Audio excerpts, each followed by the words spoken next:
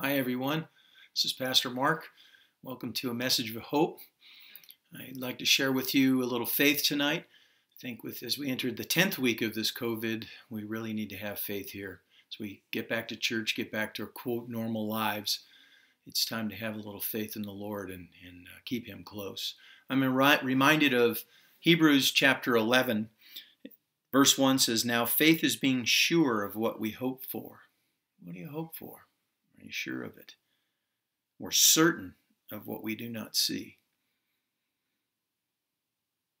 I was thinking about characters in the Bible and I've gone over them in my head. And one of the ones that it's not biblical, but it's a story that comes out of the 1800s is a man named George Mueller. A lot of you have heard about him.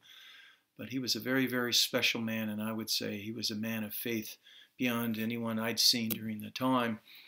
He was famous for being a man that opened orphanages, and he was also a pastor earlier in his life. But he had a very troubled youth. He was an alcoholic, and he describes himself as being a real cad.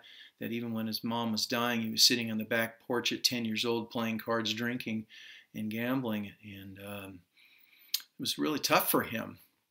He met a woman that took him to a Bible study, and in studying that, what struck him in that was he saw a man praying on his knees, and he was cut to the heart that salvation is what he needed. And that night he went home, and he closed the door to his room, and he got down on his own knees, and he prayed, and he asked God to take over his life, to give him new meaning and give him direction. And he said that was the last day that he ever drank. He never stole anything ever again, and he promised to pay back the people that he had taken from, and he didn't lie anymore. He then began studying the Bible in earnest and started to get asked, even as a young person in his early 20s, to speak at churches, and he thought of a life as being a possible pastor or definitely a minister of some sort, but the Lord had something different for him. He married Mary Gaines, and after marrying her, they bought a house together, and they started to bring in children that were orphans in the neighborhood. It started with 1, and then it was 5, and then it was up to 30. And they were all girls that had been abandoned on the street, and he took them in. It was quickly apparent that there was a giant need there, and so that not being big people of means, they only made 55 pounds a month, which wasn't a lot of money. And so he started to pray. And they prayed for another house, and somebody, as he was walking outside of the door, offered him enough money to buy a second house.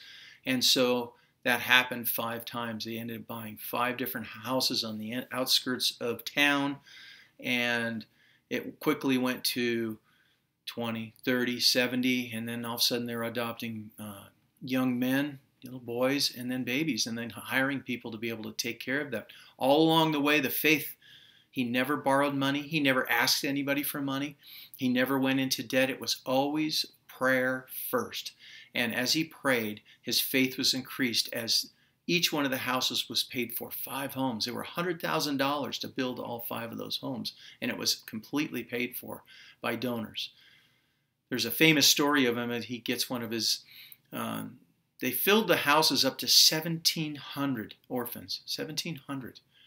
And not having a lot of money, they set the table one breakfast morning. They had a whole bunch of them out there, not 1,700. One of the houses had about 100 in there.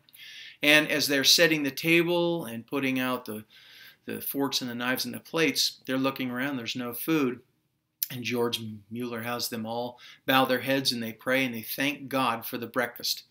And as they finish the prayer, there's a knock at the door, and they open the door, and it's the local baker, and he says, "God woke me up at 2 o'clock in the morning and said I needed to bake bread for all the kids here. So here, I want you to have it." So he'll leave me alone. And they take the bread, and it feeds all the kids. And as he finishes giving him the last loaf, he leaves, the door knocks again, and the kids are just eating at the table. And it's the milkman. His cart has broken down. He says, "The milk is going to go sour. Would you need this morning for the kids?" And they all smile and laugh, and they took in the milk. That was the kind of faith that George Mueller had. And he's an inspiration to each one of us, that if we would just pray. God said, "If you ask anything in my name, I'll give it to you." Just Pray and have faith that God will take care of every single need.